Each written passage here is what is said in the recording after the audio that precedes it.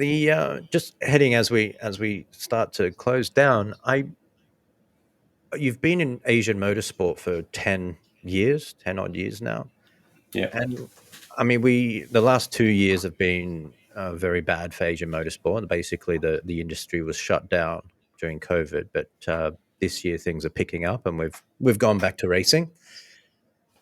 What is there anything that you think is, I mean, how do you think the Asian motorsport industry is now, considering you've been here for 10 years?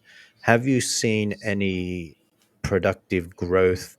Do you think it's been on a plateau for a while? And do you think there needs to be any changes? And what would you suggest? I mean, Asian motorsport is, I say it's been such a great passion of mine because one, I love Asia. Two, I love travel.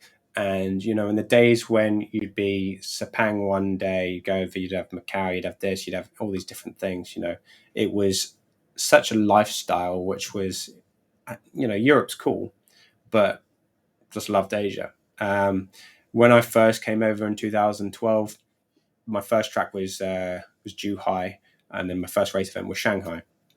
And there was we went out, they green flagged it, but then there was like cones everywhere around the track and like weird stuff, things which you know he gradually didn't happen. It got better and better. So from 2012, like it became more and more professional, bigger, better. Um, to the point that organizationally, there was a lot of things which were actually better than Europe. Mm. When Top Speed came in and started organizing Asian and F3 and these things, like that was proper. And that was great to be involved with, and it was great to see the new circuits. So the development, I think it was really kind of getting really, really better and better. And it was nice to kind of see that growth and be part of that growth. Um, the issue we have now, which everyone in Asia has, is travel restrictions. It's been 2 years that we haven't been able to travel within Asia, and so how motorsport cannot exist in a world where you cannot travel. It just can't. And when you have 2 years of these travel restrictions, no one can plan, because let's say that at the end of this year it all opens up. Well, it's too quick to be able to try and organize a whole championship, and no one has any. People will have moved, people have done this. You lose talent. People go to Europe, people go to America. It won't be able to just come back. And so, great news. What we're hearing, Malaysia's supposedly meant to be opening properly, I think April the 1st. Yeah. That's a really good step, because, I have clients, Singapore-based clients, people who want to go testing in Sepang, and, it's difficult. And, from a business model, like China, I organized a track day in China a couple of months ago. It was an absolute nightmare trying to organize, just because of all these QR codes you needed for, everyone and guests. And it makes doing business very, very difficult. So it's a real shame that we kind of reached this thing where it was mega, because you'd be Japan, you'd be Malaysia, you'd be everywhere, and things were growing. It was all going in the right direction. But the challenge which Asian motorsport has now is even if we do get to a point, I mean, Hong Kong here, we still have 2-week hotel quarantines. That's not changing anytime soon. Yeah. There's a lot of drivers in Hong Kong. If they can't travel, you don't have a GT series. You could happen within Japan. Like what with the UK, it has enough tracks that they can do it, and that's good. But that's going to be very just solely over there in Japan.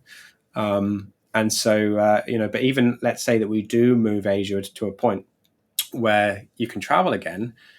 The question is, like, are manufacturers and sponsors and partners going to be interested to invest when, if we have another thing in a couple of years' time, everything goes down again? So Asia has a really big issue from a motorsport perspective. So what you'll start to see is, I think, Malaysia will just have Malaysia. The guys from Singapore maybe can come down there and they can do some driving. Japan will stay Japan, China will stay China. But the idea of a cross border Asian racing platform I don't see for a little while, which is really unfortunate to say because it had gone, like as I said, it was really kind of developed so much so quickly over the last 10 years. Are you talking, excuse me, are you talking 1 to 2 years? I'd love to say that, but like I say, if you were organising a championship and you're a manufacturer, you want to see that things to be able to plan shipping, to be able to put the money in, to have the confidence from the manufacturer to be able to do this, and da da da da. So you want at least 9 months probably to have that in place, but that's going to be from the point that every country will be open, and I don't see every country in Asia being open for many years. So not just 1 to 2. I hope I'm wrong in that. But I think Asian motorsport has to kind of plan for the idea that everything will be local. And so it will just be within the countries which do have circuits, and so Japan will be safe in that sense. Yeah. Japanese motorsport will be strong, but Chinese motorsport will have question marks. If they get cases, they close down tracks immediately. You can't run businesses, you can't run livelihoods on that sort of system. So it will be a really interesting few years to see. I mean, I'm happy to see America and Europe is going really strong. People, of course, they want to come back. They want to race. They want to race cars. I know a lot of guys in Hong Kong. I mean, one of my friends, Antares, he went and raced last year, this year. He did Asian Le Mans. Another Hong Kong friend here, he went to Asian Le Mans and he's doing the quarantines. So there's guys who, they're doing the quarantines for it, and they're going to race, but they're going to race in Europe. Yeah. And so, I just hope we can get to a point that one day we can go back to where we were with Asia so that it can rebuild. But you will have a lot of loss of talent, to the Americas and to Europe. True. Yeah, I want to get Davide from Top Speed on, and it'd be interesting to hear from Benjamin Fransonovici at SRO as well Yep. on this, Yep. because I was expecting some kind of announcement from Top Speed and SRO now that we know that Malaysia is going to be reopening in April. But yeah, you've made quite a few good points there in terms of even though the borders are opened, everyone who is competing have left the region themselves. So it's Yep.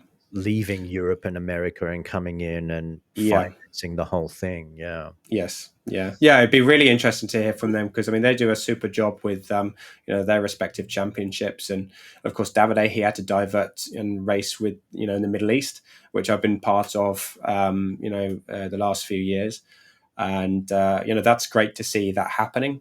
So at least you have Asian F3 continuing, even if it's Dubai and Abu Dhabi, but they do a super job to put that on. But then all of their staff, they go back to 3-week quarantines, and it's a challenge from that side. But they've done a super job with how they've kind of managed this difficult period. True. Now there's